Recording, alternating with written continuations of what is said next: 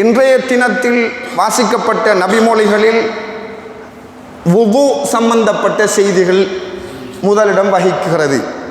வுது செய்தல் எப்படி செய்யணும், யார் யார் செய்யணும், எப்பப்போ செய்யணும், அதற்கு என்ன நன்மை இருக்கின்றது, அதற்கு என்ன கூலி உண்டு என்கின்ற தகவலை உள்ளடக்கியதாக இன்று வாசிக்கப்பட்ட நபிமொழிகளுடைய ஹதீஸ்களுக்கு முன்னுரிமை இருக்கின்ற காரணத்தினால் அது பற்றிய சில செய்திகள் உங்களோடு பகிர்ந்து கொள்ள ஆசைப்படுகின்றேன். அந்த வகையில் நாயகம் ரசூலுல்லாஹி ஸல்லல்லாஹு அலைஹி வஸல்லம் அவர்கள் எப்படி வுது செய்தார்களோ அப்படி செய்ய வேண்டும். தவல்லு நஹ்வ வுதுஇ ஹாலா. எனவே வுது செய்கின்ற பொழுது, முகம் கழுவுகின்ற பொழுது, கை கழுவுகின்ற பொழுது, தலை மசகு செய்கின்ற பொழுது, வாய் கொப்பளிக்குகின்ற பொழுது, மூக்குக்கு நாசிக்கு தண்ணி செலுத்துகின்ற பொழுது, ஒவ்வொரு கட்டத்திலும் கண்மணி நாயகம் ஸல்லல்லாஹு அலைஹி வஸல்லம் அவர்களுடைய சிந்தனை வர வேண்டும். முகம் கழுவச் சொன்னது அல்லாஹ் ஃபக்ஸிலு வுஜூஹக்கும், முகத்தை கழுவுங்கள் என்று அல்லாஹ் சொன்னான் என்று சொன்னது ஸல்லல்லாஹு அலைஹி வஸல்லம் அவர்கள். இது அல் குர்ஆன். இந்த வசனத்தை இந்த அத்தியாயத்தில் வைக்க வேண்டும், இந்த வசனத்தை முழுமைப்படுத்த வேண்டும், இந்த அத்தியாயத்தை சம்பூர்ணப்படுத்த வேண்டும் என்ற ஒவ்வொரு தகவலையும் எங்களுக்கு அது இறைவன் சொன்னதாக இருக்கும். இது இறைவன் செய்தி என்று சொன்னது இறை தூதர் ரசூலுல்லாஹி ஸல்லல்லாஹு அலைஹி வஸல்லம் அவர்கள். காலை கழுவுங்கள் என்று அல்லாஹ் சொன்னான், அதை எங்களுக்கு சொல்லித் தந்தது அருமை நாயகம் ரசூலுல்லாஹி ஸல்லல்லாஹு அலைஹி வஸல்லம். ஆகவே அல் குர்ஆனை ஓதுகின்ற பொழுதாக இருந்தாலும் சரிதான், அல் குர்ஆனை ஆய்வு செய்கின்ற பொழுதாக இருந்தாலும் சரிதான், அன்னல் ஸல்லல்லாஹு அலைஹி வஸல்லம் அவர்களை அகற்றிவிட்டு, அன்னல் ஸல்லல்லாஹு அலைஹி வஸல்லம் அவர்களை தூரப்படுத்தி விட்டு நாங்கள் பிஸ்மி கூட சொல்ல முடியாது. பிஸ்மில்லாஹிர் ரஹ்மானிர் ரஹீம் என்று சொல்வதாக இருந்தாலும் அது அல் குர்ஆனுடைய வசனமாக இருக்குமா இல்லையா என்று சொன்னது எங்களுக்கு பெருமானா ஸல்லல்லாஹு அலைஹி வஸல்லம் அவர்கள். எனவே நாங்கள் முகம் கழுவுகின்ற பொழுது எப்படி கழுவ வேண்டும், இன்றுள்ள பிள்ளைகள் கழுவுகின்ற விதங்கள் என்ன என்றெல்லாம் பார்க்குகின்ற பொழுது சிரிப்பதா அல்லது நகைப்பதா அல்லது அழுவதா என்றெல்லாம் தெரியாமல் இருக்குகின்றது. எங்களுடைய ஐம்மாக்கள் ஷாஃபி மத்ஹபை பொறுத்த மட்டில் முகத்தை கழுவுகின்ற பொழுது தலையில் ஒரு பகுதியும் சேர்த்து கழுவப்பட வேண்டும். இங்கிருந்து அல்ல, இங்கிருந்து இதிலிருந்து இதுவரைக்கும் நீளமும் இந்த ரெண்டு காதைச்சோலைக்கு உட்பட பகுதி அகலம் என்ற போதிலும் எங்களுடைய பெருமக்கள் சொல்லித் தருகின்ற பொழுது உங்களுடைய தலையில் ஒரு பகுதியும் இந்த முடியில் இந்த இதையும் சேர்த்து கழுவ வேண்டும் என்று சொல்லுவார்கள். இதை கடமையாக்கி இருப்பார்கள் அறிஞர்கள். இந்த பகுதிக்கு மேல் பகுதியும் சேர்த்து கழுவப்பட வேண்டும் என்று சொல்லுவார்கள். அதே போன்று முகம் அழகாக தண்ணீரை அடிக்கக்கூடாது, தண்ணீரை அள்ளி அள்ளி முகத்தில் தப்பக்கூடாது என்று சொல்லுவார்கள். அழகாக தண்ணீரை எங்கிருந்து தண்ணீர் முதலாக வைக்கப்பட வேண்டும் என்று அறிஞர்கள் சொல்கின்ற பொழுது தண்ணீரினுடைய முதல் பகுதி இங்கே பட வேண்டும் என்று சொல்லுவார்கள். இங்கல்ல, தண்ணீரை அள்ளியுடன் இப்படி தண்ணீரை வைப்பது அல்ல. அறிஞர்களுடைய கருத்தின் பிரகாரம் தண்ணீர் முதல் முகத்தில் படுகின்ற பொழுது இந்த இடத்தில் தலையினுடைய பகுதியில் வைக்கப்பட வேண்டும். அப்படி வைக்கப்படுகின்ற அதே தருணத்தில் நியத்து நவைத்து ஃபர்தல் வுலூஇ என்ற நியத்து வைக்கப்பட வேண்டும் என்று சொல்லித் தருவார்கள். இரண்டு கைகளையும் கழுவுகின்ற பொழுது அது முழங்கை என்ற ஒரு வரையறை தரப்பட்டிருந்தாலும் முழங்கைக்கு மேலாக எவ்வளவு அதிகரிக்கலாமோ அவ்வளவு அதிகரிக்க வேண்டும் என்று ஸல்லல்லாஹு அலைஹி வஸல்லம் சொல்லுவார்கள். இந்த கொடுங்கையையும் சேர்த்து, இது கொடுங்கை தானே, இந்த கொடுங்கையையும் சேர்த்து கழுவ வேண்டும். அது சுன்னா. தலையை மசகு செய்கின்ற பொழுது அதனை எங்களால் முடிந்த வகையில் முழுமையாக தலையை மசகு செய்து கொள்வது சாலச் சிறந்தது. அதே போல் காலை கழுவுகின்ற பொழுது கரண்டை காலுக்கு மேலாக எவ்வளவு அதிகரிக்கலாமோ அவ்வளவு அதிகரிக்கலாம் என்று சொல்லுவார்கள். காரணம், ஸல்லல்லாஹு அலைஹி வஸல்லம் அவர்கள் சொல்லுவார்கள், இது என்னுடைய உம்மத்தின் விசேஷ அடையாளம். இந்த முகம் கை கால்கள் எல்லாம் பளபளத்திருக்குமாம், ஜொலித்துக் கொண்டிருக்குமாம், மின்னிக் கொண்டிருக்குமாம் நாளை மறுமையில். குர்ஆன் முஹஜ்ஜலீன் என்று சொல்லுவார்கள் ரசூலுல்லாஹி ஸல்லல்லாஹு அலைஹி வஸல்லம். முகம் கைகால் வெண்மையானவர்களாக, அழகாக பிரகாசம் உடையவர்களாக என்னுடைய சமூகம் மறுமையில் காணப்படும் என்ற செய்தியை ஸல்லல்லாஹு அலைஹி வஸல்லம் அவர்கள் சொல்லுவார்கள். இப்படி வருகின்ற பொழுது ஸல்லல்லாஹு அலைஹி வஸல்லம் அவர்கள் உலு செய்ததன் பிறகு தூங்கினால், நாமெல்லாம் ஒலு செய்ததுக்கு பிறகு தூங்கினால் எப்படி தூங்கினால் உலு முறியும், எப்படி தூங்கினால் உலு முறியாது என்ற ஒரு சட்டங்கள் இருக்கும். ஆனால் ஸல்லல்லாஹு அலைஹி வஸல்லம் அவர்கள், உதாரணமாக நாம் ஒலு செய்து விட்டு தூங்கினால், தூங்கி நம்முடைய சுய நினைவு இழக்கப்படுமாக இருந்தால் உலு முறிந்து விடும். ஒரு மணி தூங்குகின்ற பொழுது குரட்டை விடலாம். குரட்டை விட்டு தூங்குகின்ற பொழுது அவருடைய உளு முறிவதற்கு அவருடைய உளு முறியக்கூடிய சந்தர்ப்பம்தான் கூடுதலாக இருக்கும். ஆனால் ஸல்லல்லாஹு அலைஹி வஸல்லம் அவர்கள் தூங்குவார்கள், குரட்டை விட்டு தூங்குவார்கள். ஹத்தா நஃபஹ, இங்கே ஸல்லல்லாஹு அலைஹி வஸல்லம் ஹத்தா நஃபஹ, ஸல்லல்லாஹு அலைஹி வஸல்லம் அவர்களும் குரட்டை விட்டு தூங்கி இருக்குகின்றார்கள். தூங்கினத்துக்கு பிறகு எழும்புவார்கள். எழுந்தால் உளு செய்ய மாட்டார்கள். ஏன்? அவர்களுடைய உளு முறியாது.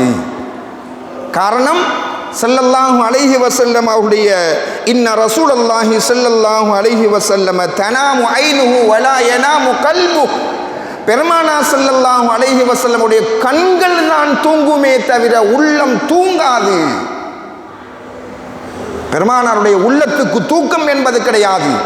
அதனால் தூக்கத்தினால் அவருடைய உளு முறியாது என்ற செய்தியை எங்களுக்கு இந்த புகாரில் பதிவாக இருக்கின்ற நபி மொழி சொல்லிக் கொண்டிருக்கும். உளு சம்பந்தப்பட்ட செய்திகளை அடுக்கிச் சொல்கின்ற பொழுது, உளு முடிந்த பின்னர், உளு செய்து முடிந்ததன் பிறகு கிப்லாவை முன்னோக்கி அஷ்ஹது அல்லா இலாஹ இல்லல்லாஹு வஹ்தஹு லா ஷரீக லஹு வ அஷ்ஹது அன்ன சய்யிதனா முஹம்மதன் அப்துஹு வ ரசூலுஹு அல்லாஹும்ம ஜஅல்னி மினத் தவ்வாபீன் வ ஜஅல்னி மினல் முத்தஹஹிரீன் என்கின்ற துஆ ஓத வேண்டும். உது செய்து முடிந்த பிறகு கிப்லாவை முன்னோக்கி இரு கைகளை உயர்த்தி துஆ ஓத வேண்டும். அப்படி துஆ ஓதினால் யத்ஹுலு மின் ஐயிஹா ஷா, சொர்க்கத்தினுடைய வாயில்களில் எந்த வாயிலில் அவன் நுழைந்து போகணுமோ நுழைந்து போகட்டும் என்ற செய்தியை ஸல்லல்லாஹு அலைஹி வஸல்லம் அவர்கள் எங்களுக்கு முஸ்லிம் திருமிதியில் பதிவாக இருக்கின்ற நபி மொழிகள். அதே போல உலு செய்ததன் பிறகு 2 ரக்காத் சுன்னத்து தொழுவது சுன்னா. பள்ளி வாயிலுக்குள் நுழைந்ததும் 2 ரக்காத் தஹிய்யத்துல் மஸ்ஜித் என்று சொல்லுகின்ற 2 ரக்காத் தொழுவது சுன்னத்தாக்கப்பட்டிருப்பது போல ஸல்லல்லாஹு அலைஹி வஸல்லம் அவர்கள் சொல்லித் தருகின்ற ஆர்வமூட்டுகின்ற அறிக்கையின் பிரகாரம் ஒவ்வொரு நேரமும் உலு செய்ததன் பிறகு 2 ரக்காத் தொழுது கொண்டால் இல்லா வஜபத் லஹுல் ஜன்னா, அவருக்கு சொர்க்கம் வாஜிபு என்ற செய்தியை ஸல்லல்லாஹு அலைஹி வஸல்லம் அவர்கள் சொல்லுவார்கள். உலு செய்ததுக்கு பிறகு 2 ரக்காத் சுன்னத்து தொழுதால் நாயகம் ஸல்லல்லாஹு அலைஹி வஸல்லம் அவர்களுடைய கனவு தென்படும். அந்த கனவிலே பிலால் ரலியல்லாஹு அன்ஹு அவர்களை காண்பார்கள். சுவர்க்கத்தில் பிலால் ரலியல்லாஹு அன்ஹு அவர்கள் கனவிலே காண்பிக்கப்படுகிறார்கள். ஸல்லல்லாஹு அலைஹி வஸல்லம் அவர்களுக்கு தன்னை விட முன்னால் சென்று கொண்டிருக்கின்றார்கள் பிலால் ரலியல்லாஹு அன்ஹு அவர்கள். விடிந்ததுக்கு பிறகு கேட்பார்கள், யா பிலால், சொர்க்கத்தில் எனக்கு முன்னால் நீங்கள் நடந்து செல்கின்ற உங்களுடைய செருப்போசை கேட்டதே, என்ன நீங்கள் அப்படி அமல் செய்தீர்கள்? எனக்கு முன்னால் சொர்க்கம் செல்வதற்குரிய என்ன அமலை நீங்கள் செய்தீர்கள் என்று ஸல்லல்லாஹு அலைஹி வஸல்லம் அவர்கள் கேட்டபொழுது, யா ரசூலல்லாஹ், நான் உலு செய்ததன் பிறகு என்னால் எவ்வளவு தொழுது கொள்ள முடியுமோ அவ்வளவு தொழுது கொள்வேன், அதனால் எனக்கு இந்த பாக்கியம் கிடைத்திருக்கலாம் என்ற செய்தியை சொல்வார்கள். அது புகாரி முஸ்லிமில் பதிவாக இருக்குகின்ற நபி மொழி. அதே போல தூங்குகின்ற பொழுது உலுவோடு தூங்குவது எப்பவுமே உலுவோடு இருக்கிறது. வரமனை பள்ளிக்கு வரக்குள்ள மட்டும், அதுவும் பள்ளிக்கு வந்து ஒது செய்வதல்ல. இந்த அம்சமும் மாற்றப்பட வேண்டும். காரணம், வீட்டிலிருந்து தன்னுடைய வீடுகளில் இருந்து ஒது செய்து கொண்டு பள்ளிக்கு வருகின்ற பழக்கங்கள் எங்களுக்கு ஏற்படுத்தப்பட வேண்டும். இது ரோட்டெல்லாம் சுற்றி திரிஞ்சு போட்டு வீட்டிலையெல்லாம் கதை கதைச்சிருந்து போட்டு பாங்கு சத்தனம் கட்டின ஒழுவும் இல்லை ஒன்றும் இல்லாமல் எழும்பிட்டு நடந்து வந்து பள்ளியில் ஒழு செய்கிறது. இது பிரச்சனை இல்லை, இருந்தாலும் இதை மாற்றி அமைப்பது சாலை சிறந்தது. காரணம், அதற்கு முன்னர் தூங்குகின்ற பொழுது ஒழுவோடு தூங்குவது என்ற செய்தியை ஸல்லல்லாஹு அலைஹி வஸல்லம் அவர்கள் சொல்லுகின்ற பொழுது, மம்மாத மஅல் உலு இபாத மலக்கின் யஸ்தக்ஃபிருல்லாஹ், யாரொருவர் உலுவோடு தூங்குகின்றாரோ அவரோடு ஒரு மலக்கும் அவரோடு சேர்ந்து இராத்தடித்து அவருக்காக வந்து பாவ மன்னிப்பு கோரிக்கொண்டிருக்கின்றார்கள். தூக்கமே இபாதத். அது ஒரு மரணம், அது அஹுன் நௌம், அது சிறு தூக்கமாக இருந்தாலும் அது மரணத்துடைய சகோதரன் என்ற செய்தியின் அடிப்படையில் நாம் தூங்குகின்ற பொழுது ஒழுவோடு தூங்கினால் நமக்காக ஒரு அமரர் சாட்டப்பட்டு நாம் எழும்புகின்ற வரைக்கும் அவர் நமக்காக பிரார்த்தனை புரிந்து கொண்டிருக்கின்றார், பாவ மன்னிப்பு கோருகின்றார் என்ற செய்தியை இப்னு ஹிப்பான் என்ற நபிமொழி கிரந்தத்தில் நாயகம் ஸல்லல்லாஹு அலைஹி வஸல்லம் அவர்களுடைய நபிமொழி பாட சொல்லிக் கொண்டிருக்கும். மரணித்தால், உலுவோடு மரணித்தால் என்ன செய்தி?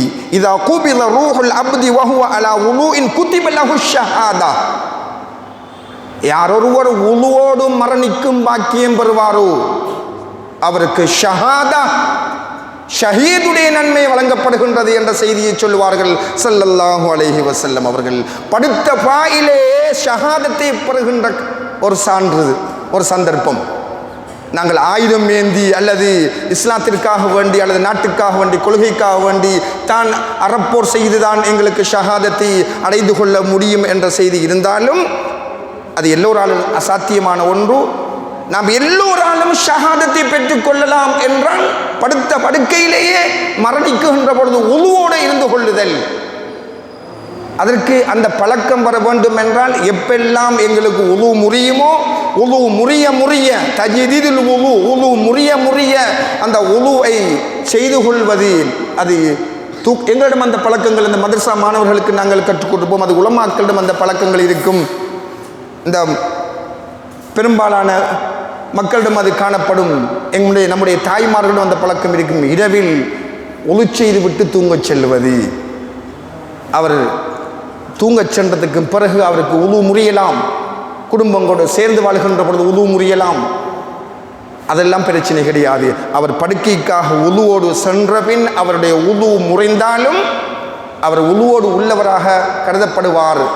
இன்னும் ஒரு செய்தியில் ஸல்லல்லாஹு அலைஹி வஸல்லம் அவர் சொல்லுவார்கள், குடும்ப கணவன் மனைவிமார்களுக்கு மத்தியில் தாம்பத்திய வாழ்க்கையில் ஈடுபட்ட பின், ஒரு தரம் ஈடுபட்ட பின் மறுதரம் ஈடுபட வேண்டும் என்றால் உது செய்து கொள்ளுங்கள், அது உடலில் ஆர்வத்தையும் உடலில் பலத்தையும் சக்தியையும் வழங்கும் என்ற செய்தியை எங்களுக்கு பெருமக்கள் சொல்லித் தருவார்கள்.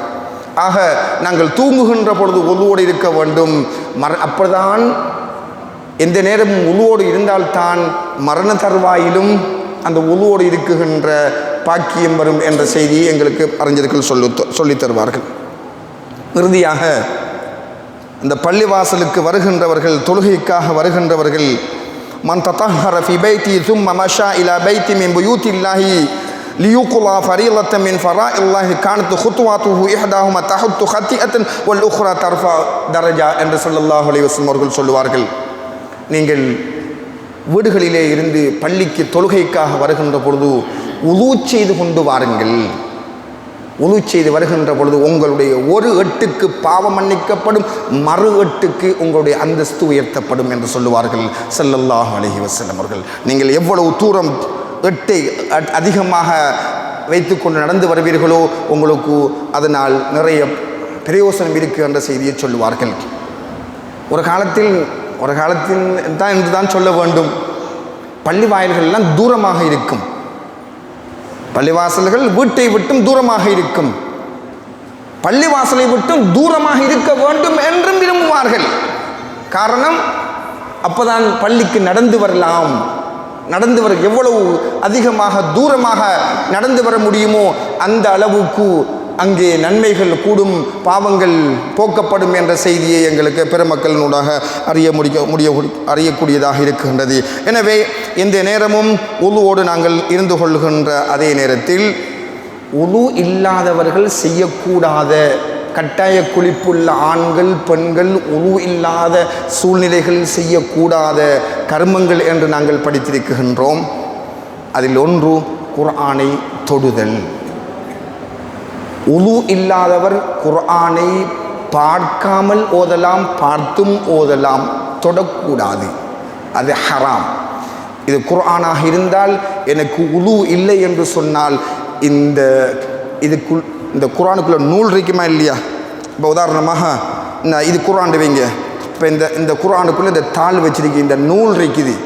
உது இல்லை என்று சொன்னால் இந்த நூலை கூட தொடக்கூடாது, அது ஹராம். குர்ஆனை தூக்குவது என்பது ஒரு புறம் இருக்க, குர்ஆனை தொடுவது என்பது ஒரு புறம் இருக்க, இந்த அட்டையை தொடக்கூடாது. இந்த மேசை குர்ஆன் இருக்கிறது. குர்ஆனை தூக்குகின்றேன் என்ற எண்ணத்தில் இந்த மேசையை கூட தொட முடியாது, இந்த மேசையை கூட தூக்க முடியாது என்று எங்களுக்கு மார்க்க சட்டம் சொல்லி தந்து கொண்டிருக்கும்.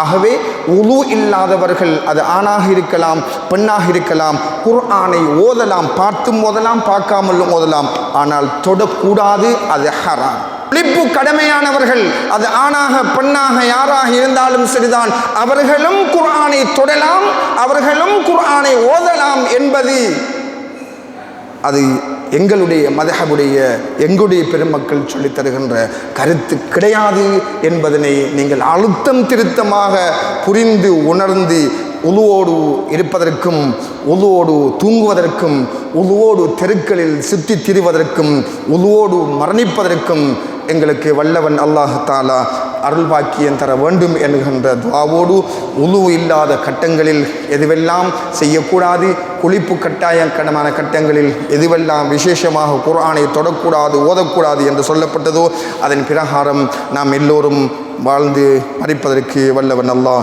நம்மில் இருக்கும் தௌஃபீக் செய்தல் புரிவானாக. யா அல்லாஹ், நாயகம் ஸல்லல்லாஹு அலைஹி வஸல்லம் அவர்களுடைய நபிமொழிகள் ஓதப்படுகின்றது. இந்த ஹதீஸ்களுடைய பரக்கத்தினால், சஹாபாக்குடைய பரக்கத்தினால், ஸல்லல்லாஹு அலைஹி வஸல்லம் அவர்களுடைய மீது சொல்லப்படுகின்ற சலவாத்தின் பரக்கத்தினால் எங்களையும் எங்களுடைய குடும்பத்தையும் எங்களுடைய ஊரையும் எங்களை நாட்டையும் நீ பாதுகாத்து எங்கள் எல்லோருக்கும் அருள் புரிவாயாக. எங்களை விட்டு மரணித்து மரணத்தில் வாழுகின்ற எங்களுடைய பெற்றோர்கள், உற்றார், உறவினர்கள், நண்பர்கள், இனத்தவர்கள் அனைவர்களுடைய பாவங்களை மன்னித்து அவருடைய கபர்களை நீ ஒளிமயமாக்குவாயாக. நாளை மறுமையில் எங்களுக்கும் எங்கள் எல்லோருக்கும் ஸல்லல்லாஹு அலைஹி வஸல்லம் அவருடைய சிறப்பான ஷஃபாத்தை தந்த அருள் புரிவாயாக. ஆமீன் ஆமீன் ஆமீன். வ ஆகிர் தஅவானா அனில் ஹம்துலில்லாஹி ரப்பில் ஆலமீன்.